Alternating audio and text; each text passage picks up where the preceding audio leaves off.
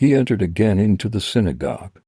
And there was a man there who had his hand withered. They watched him, whether he would heal him on the Sabbath day, that they might accuse him. He said to the man who had his hand withered, "Stand up." He said to them, "Is it lawful on the Sabbath day to do good or to do harm, to save a life or to kill?" But they were silent. When he had looked around at them with anger, being grieved at the hardening of their hearts, he said to the man, "Stretch out your hand." He stretched about, and his hand was restored as healthy as the other. The Pharisees went out, and immediately conspired with the Herodians against him, how they might destroy him. Jesus withdrew to the sea with his disciples, and a great multitude followed him from Galilee, from Judea, from Jerusalem, from Idumea, beyond the Jordan, and those from around Tyre and Sidon. A great multitude, hearing what great things he did, came to him.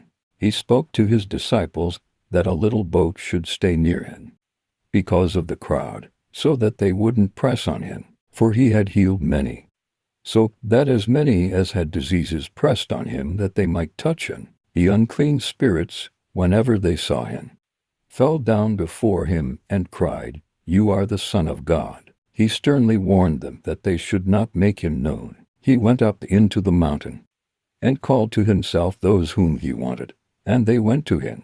He appointed 12, that they might be with him, and that he might send them out to preach, and to have authority to heal sicknesses, and to cast out demons. Simon, to whom he gave the name Peter, James, the son of Zebedee, and John, the brother of James, whom he called Boanerges, which means sons of thunder, Andrew, Philip, Bartholomew, Matthew, Thomas, James, the son of Alphaeus, Thaddeus, Simon the Zealot, and Judas Iscariot, who also betrayed him.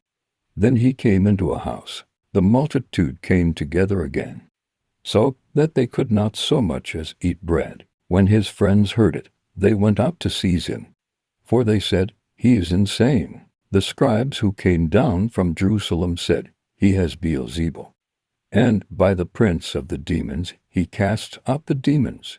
He summoned them and said to them in parables, "How can Satan cast out Satan? If a kingdom is divided against itself, that kingdom cannot stand. If a house is divided against itself, that house cannot stand. If Satan has risen up against himself and is divided, he can't stand, but has an end. But no one can enter into the house of the strong man to plunder, unless he first binds the strong man, then he will plunder his house. Most certainly I tell you, all sins of the descendants of man will be forgiven, including their blasphemies with which they may blaspheme. But whoever may blaspheme against the Holy Spirit never has forgiveness, but is subject to eternal condemnation, because they said, 'He has an unclean spirit.' His mother and his brothers came, and standing outside, they sent to him, calling him.